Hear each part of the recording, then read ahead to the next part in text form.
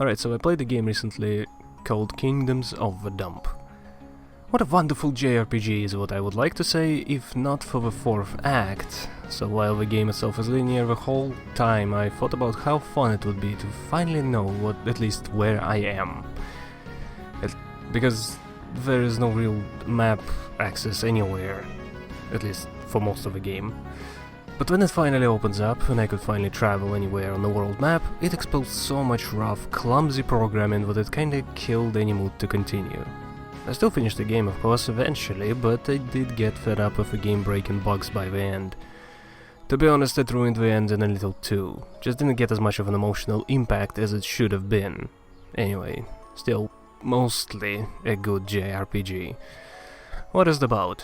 So the story is a fairly generic one. If you were to ignore the very creative world, character designs and various little trash-related quirks. There are rideable worms, sentient murderous toxic waste, living clothes, spider nightclub and so on and so forth. But at the end of the day, it's still an entirely predictable story of a little knight who wanted to save the kingdom of the dump. What did I enjoy? I would say mainly the world, more so than anything else here. I mean, I saw the main character as a trash can, laughed and saw that he just stays that way in all the screenshots and got the game right there. It's adorable and unique. And while it's quite silly at times, the world is very much treated seriously. It's not just some sort of elaborate setup for a joke or, haha, everything is trash, isn't it funny? No, they went 100% into it and designed everything around it. I love that.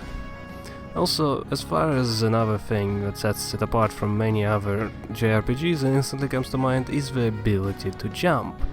Every character also has a special ability, like climbing vines, rusting metal grates, bouncing on bubbles or something else. This, despite being such a simple idea, I've only seen in crosscode before, and I loved it there too. Isometric platforming is generally ill-advised, but it adds a lot to the exploration, ability to avoid or chase around foes, and overall enjoyability. I recall so many awkward times in some of these games where, if only I could just jump over one tiny fence, I would save like a minute of travel time, so very often. This game allows for that, and even encourages it often, as there are a lot of things to find. I can imagine it getting old and annoying if there is too much platforming or if there is some precision to it. The game even shows how bad it could be at one point.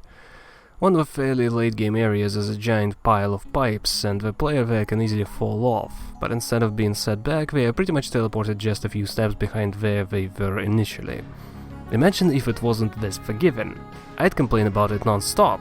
Imagine if the whole game was like that. I'd delete it before even getting past Act 1. But because it's so lenient, platforming simply adds to the game instead of taking all the focus away. It is absolutely great here. Also, the usual shtick with me liking the characters, the pixel art, writing, yada yada. I feel like those things I have experienced before, many times at that. Definitely feels similar to Final Fantasy VI, although there are probably others which I did not play before, like Chrono Trigger or something else. I am generally not into JRPGs as I loathe random encounters of games like Final Fantasy with fiery passion. Worst design decision ever. Good lord. Most are also insanely grindy, not really the case here. In Kingdoms of the Dump you can avoid every fight fairly easily, especially once Walkie shows up. Or Jackie? Whatever you wanna call him. And once the player notices the pill vendors, which essentially sell level ups for currency, it becomes even better. And the trusty cheat engine can easily come and use here if you totally don't want to bother with farming and just want the story.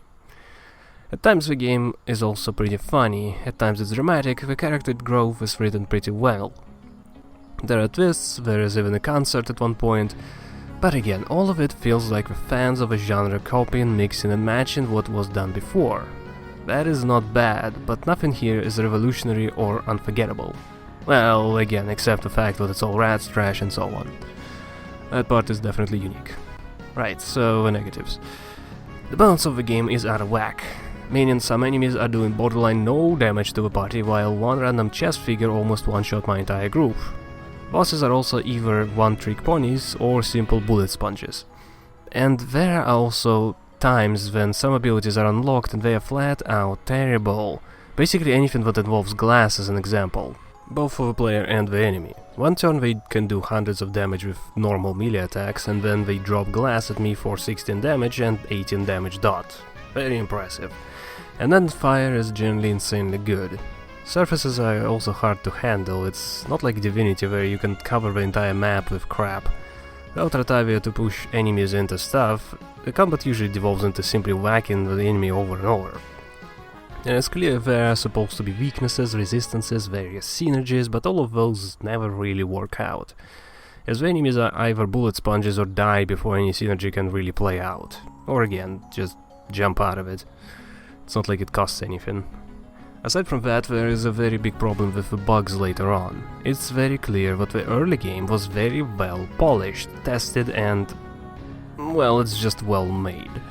I would love an ability to skip dialogue or speed up the animations or something to make slower moments go by faster, but that's all okay-ish.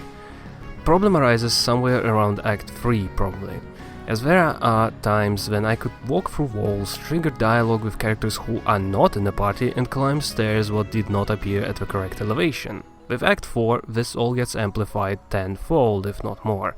I would just talk about the two of the worst offenders. At one point, while storming a castle, the character model vanished, and I walked back to hopefully fix it. That teleported me to the start of the game, all the way back when Dustin was sleeping at home and I'm playing as Ratavia. I even walked around thinking it's some sort of illusion or dream or something, and it really plays out all the same dialogue, everyone is in the same places, etc, etc. I was so confused as to how they had messed up scripting for this.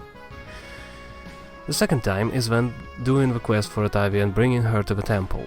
I didn't remember which temple it was and where, so I just went to the first one I could find. The entrance to the zone worked, but the exit didn't. I walked her everywhere, jumped all over, went off the screen for about 10-15 seconds just moving in one direction. And there simply isn't an exit to that zone programmed in for whatever reason. And as the game is non-linear, then the game doesn't actually save or autosaves or have save spots all over. It expects the player to just save because you easily have access to it, but again, because there's no save reminder, I obviously forgot. And lost probably an hour of game time, if not more. There was another time in the family crypt.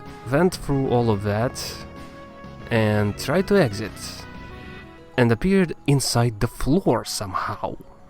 I couldn't jump, I couldn't bobble my way out of it, nothing. Enemies kept trying to reach me, but, you know, they couldn't go through solid floor, so couldn't do that either. I had to ignore that quest, sadly, and a few hours as well.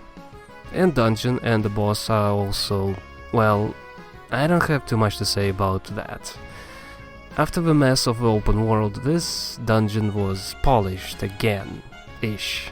Clearly they put effort into the level design, but then again, the balance problem came in once more. The metal cat outside was the toughest enemy aside from the last boss.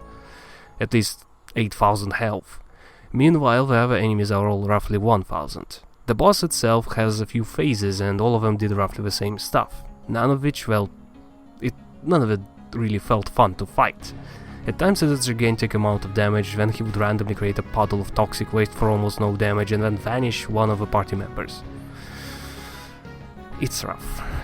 Could probably discuss the pacing of the individual enemy and player characters, quest design and the lack of side quests for the majority of the game, the confusing world map discoveries, inconsistent vendor behavior, but it's all just dull.